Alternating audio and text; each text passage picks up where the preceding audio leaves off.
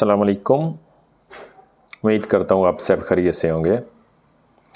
MS word 2019 के lecture number 7 के अंदर आज हम सीखेंगे कि MS वर्ड के अंदर टेबल का रो और कॉलम साइज़ जो है वो कैसे चेंज करते हैं, टेक्स्ट अलाइनमेंट कैसे करते हैं, सॉर्टिंग कैसे करते हैं, फार्मूला कैसे अप्लाई करते हैं, और इसके अलावा हम इसमें सीखेंगे टेबल स्टाइल ऑप्शंस और शेडिंग और बॉर्डर।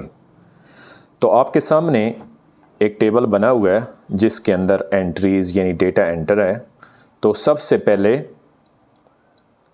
कि किसी टेबल का रो और कॉलम का साइज़ कैसे चेंज करते हैं, तो ये आपके सामने फर्स्ट रो है और ये आपके सामने सेकंड रो है। तो सबसे पहले रो का साइज़ कैसे चेंज करते हैं, तो सबसे पहले आपने रो की लाइन पे माउस को लेके जाना है। तो आप ये देखेंगे कि जैसे ही डबल हेडेड एरो बनेगा यानी 2 एरो बनेंगे, तो उस वक़्त आपने माउस से अप या डाउन क्या करना है, ड्रैग करना है। तो इस तरह रो का साइज़ जो है वो चेंज हो जाएगा। जैसे आप देख सकते हैं कि रो का साइज़ जो है वो चेंज हो गया। तो दोबारा मैं इस रो का साइज़ जो है ना हाइट ज़्यादा करता हूँ, दोबारा लाइन पे माउस को लेके जाऊँगा तो इसको नीचे की तरफ ड्रैग करूँगा, तो इस तरह रो का साइज़ जो है वो चेंज हो जाएगा। अगर आप कॉलम का साइज़ चेंज करना चाहते हैं तो आपने कॉलम की लाइन पे माउस को लेके जाना है। जैसे ही डबल एरो बने तो आपने माउस को राइट या लेफ़्ट जो है वो ड्रैग करना है। तो इस तरह कॉलम का साइज़ जो है वो चेंज हो जाएगा, यानी कम ज़्यादा हो जाएगा। तो ये आप दोबारा देख सकते हैं कि मैं माउस को लाइन के ऊपर ले गया हूँ। जैसे ही डबल एरो बना तो उसके बाद मैंने माउस को राइट या लेफ़्ट ड्रैग किया। तो इस तरह आप जो है किसी टेबल के कॉलम या रो का साइज़ चेंज कर सकते हैं।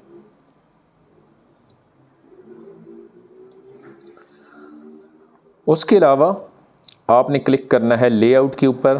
तो यहाँ से भी आप किसी टेबल का रो या कॉलम का साइज़ जो है वो आप चेंज कर सकते हैं। यहाँ से आप हाइट चेंज कर सकते हैं, यहाँ पे किसी सेल की आप विड्थ चेंज कर सकते हैं। और अगर कॉलम जो हैं या रोज़ जो हैं उनका साइज़ वेरिएबल हो, मुख्तलिफ हो, यानी किसी रो का साइज़ ज़्यादा है, किसी रो का साइज़ कम है, और अगर आप एक जैसा साइज़ रखना चाहते हैं यानी रोज़ की हाइट जो है साइज़ उनका एक जैसा रखना चाहते हैं, तो आपने इसको सिलेक्ट करना है। एक से ज़्यादा रोज़ को सिलेक्ट करना है जिनको आप एक जैसा करना चाहते हैं। तो उसके बाद आपने क्लिक करना है डिस्ट्रीब्यूट रोज़। तो आप देखेंगे कि टेबल की तमाम रोज़ जो हैं उनका साइज़ जो है वो एक जैसा हो जाएगा। अगर कॉलम्स का साइज़ आप एक जैसा रखना चाहते हैं, जिन कॉलम्स का आप साइज़ एक जैसा रखना चाहते हैं, आपने उनको सिलेक्ट करना है ऐसे, और उसके बाद आपने क्लिक करना है डिस्ट्रीब्यूट कॉलम्स। तो इस तरह तमाम कॉलम्स का जो साइज़ है वो एक जैसा हो जाएगा। इसी तरह आप किसी रो की हाइट या विड्थ चेंज करना चाहते हैं, यहाँ से आप वैल्यू उसकी कम ज़्यादा करके रो की हाइट जो है या रो की जो विड्थ है उसको आप कम ज़्यादा कर सकते हैं।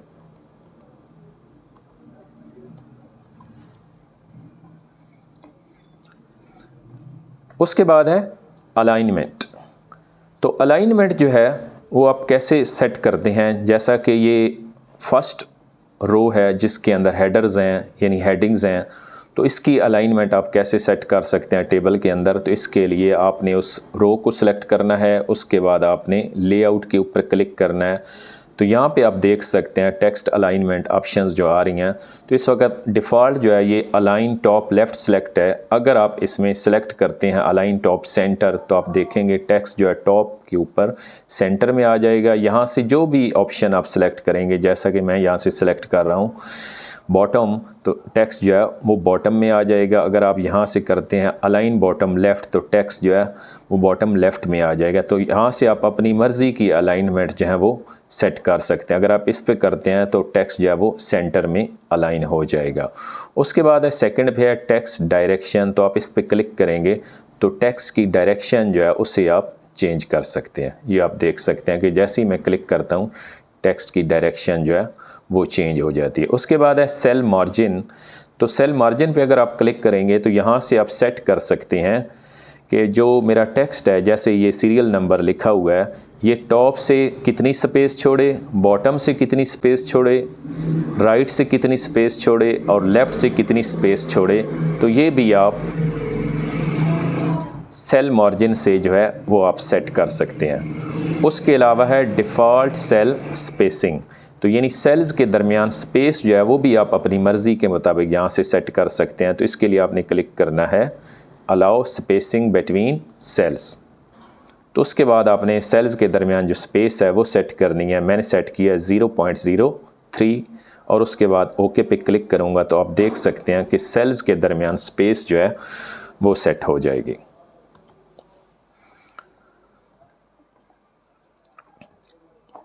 उसके बाद है सॉर्टिंग, यानी आप अपने कॉलम्स का जो डेटा है, टेक्स्ट है, उसकी सॉर्टिंग कर सकते हैं, यानी अपनी मर्ज़ी के मुताबिक तरतीब लगा सकते हैं, असेंडिंग या डिसेंडिंग। तो इस वक्त ये फर्स्ट कॉलम है तो इसकी मैं सॉर्टिंग करना चाहता हूँ। तो ये ऑलरेडी जो सॉर्ट है ये है असेंडिंग ऑर्डर में।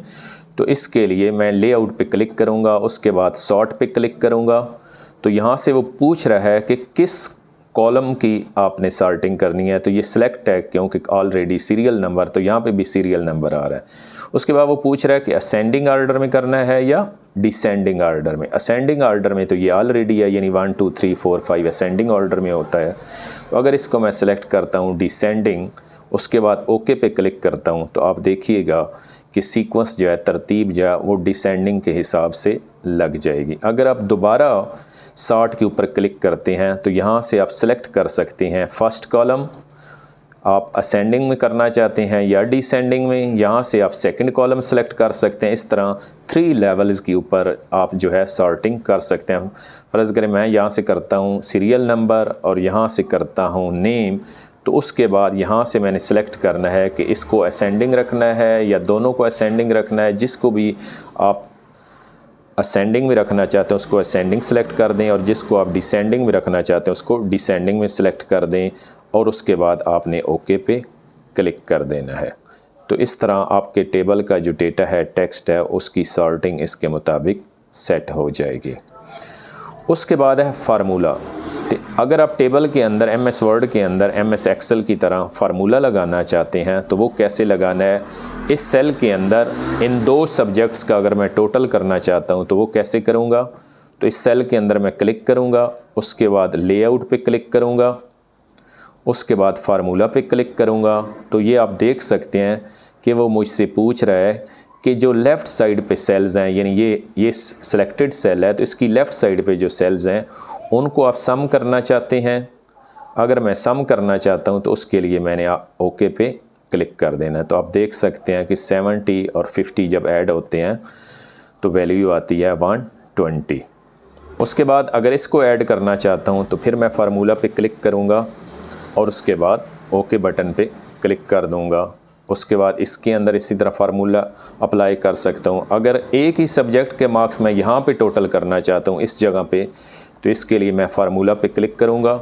अब आप देख सकते हैं सम अबव, तो जो अबव वैल्यूज़ हैं वो सारी क्या हो जाएंगी, आपस में टोटल हो जाएंगी और उसके बाद आपने ओके पे क्लिक कर देना है। तो आप देख सकते हैं कि इस कॉलम की सारी वैल्यूज़ जो हैं वो आपस में टोटल हो चुकी हैं। तो उसके बाद अगर आप इस कॉलम का टोटल करना चाहते हैं तो आपने इसके अंदर क्लिक करना है और उसके बाद फार्मूला पे क्लिक करना है, यहाँ से सम अबव और उसके बाद आपने ओके पे क्लिक कर देना है।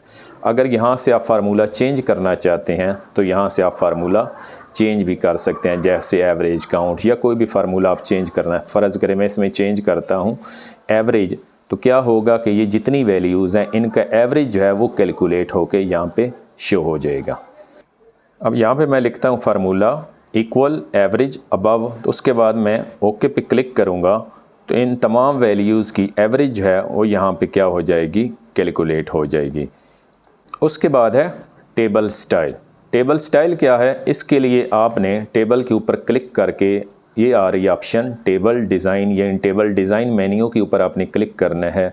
तो इसमें आप देख सकते हैं कि टेबल स्टाइल आ रहे हैं, ये डिफरेंट किस्म के। अगर आप इस पर क्लिक करते हैं तो आपका टेबल इस स्टाइल के मुताबिक शो होगा। अगर आप मज़ीद कोई स्टाइल यहाँ से सिलेक्ट करते हैं, फॉर एग्ज़ाम्पल आप इसको सिलेक्ट करते हैं तो आपका टेबल इस स्टाइल में आ जाएगा। अगर आप किसी और स्टाइल को सिलेक्ट करते हैं जैसा कि ये आ रहा है तो आपका टेबल जो है इस स्टाइल में आ जाएगा।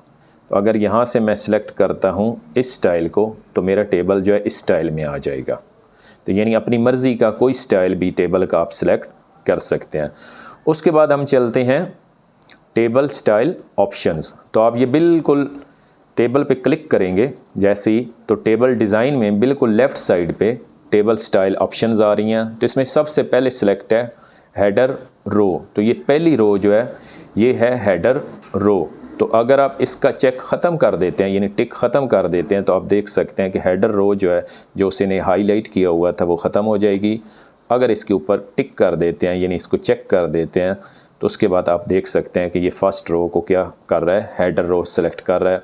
उसके बाद है ये फ़र्स्ट कॉलम टिक है यानी चेक है, तो ये आपका फ़र्स्ट कॉलम है। अगर इसका चेक आप ख़त्म कर देते हैं तो आप देख सकते हैं फ़र्स्ट कॉलम का जो उसने बॉर्डर लगाया हुआ था, स्टाइल दिया हुआ था, उसको वो ख़त्म कर देगा।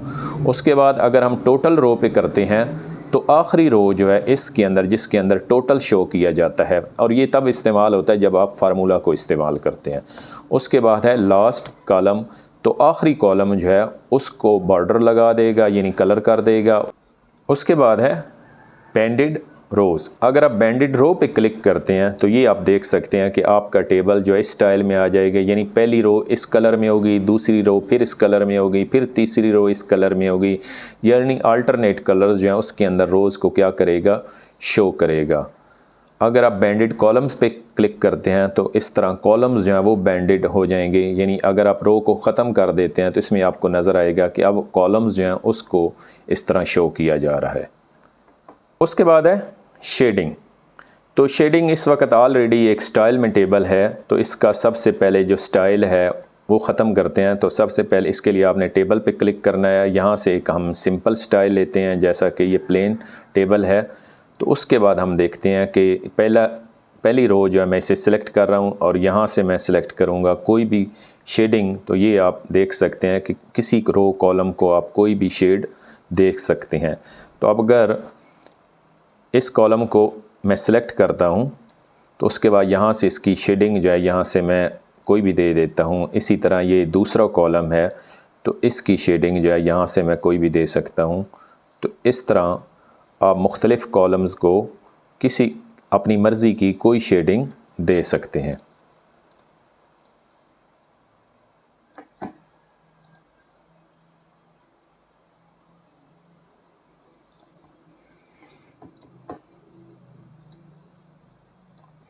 ये लास्ट रो है तो इसकी शेडिंग जो है वो क्या कर देते हैं, डिफरेंट कर देते हैं इस तरह।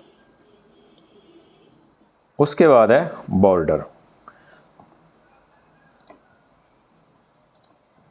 तो बॉर्डर में आप देख सकते हैं यहाँ से आपने कोई बॉर्डर स्टाइल सेलेक्ट करना है। फॉर एग्ज़ाम्पल मैंने ये बॉर्डर स्टाइल सेलेक्ट किया है। उसके बाद आपने यहाँ से उसका साइज़ सेलेक्ट करना है। यहाँ से आपने कोई साइज़ सेलेक्ट कर लेना है। अगर मैं इसे सेलेक्ट करता हूँ उसके बाद यहाँ से आपने सेलेक्ट करना है कि आप जो है वो ऑल बॉर्डर लगाना चाहते हैं सेल के गिर्द, या राइट बॉर्डर लगाना चाहते हैं, लेफ़्ट बॉर्डर लगाना चाहते हैं, कौन सा बॉर्डर लगाना चाहते हैं। तो उसके लिए सबसे पहले तो आपने सेलेक्ट कर लेना है रो कॉलम को या सारे टेबल को। तो इसमें मैं फ़र्स्ट रो को सिलेक्ट कर रहा हूँ और उसके बाद यहाँ से सिलेक्ट कर रहा हूँ ऑल बॉर्डर। तो आप देख सकते हैं कि ऑल बॉर्डर जो है अगर इसका मैं राइट बॉर्डर करता हूँ तो राइट बॉर्डर जो है वो लग जाएगा, और अगर लेफ़्ट बॉर्डर करता हूँ, अगर इसमें पूरा टेबल सेलेक्ट करता हूँ तो पूरे टेबल के गिर्द ये बॉर्डर जो है ये अप्लाई हो जाएगा। ये आप देख सकते हैं ऑल बॉर्डर। तो इस तरह ऑल बॉर्डर।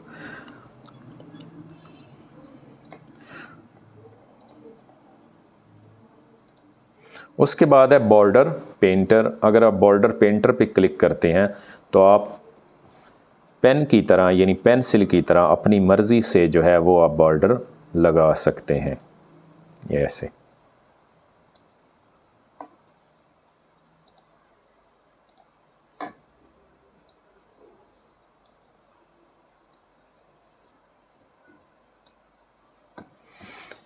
इस तरह आप टेबल के सेल्स या कॉलम या रो के गिर्द या पूरे टेबल के ऊपर बॉर्डर लगा सकते हैं।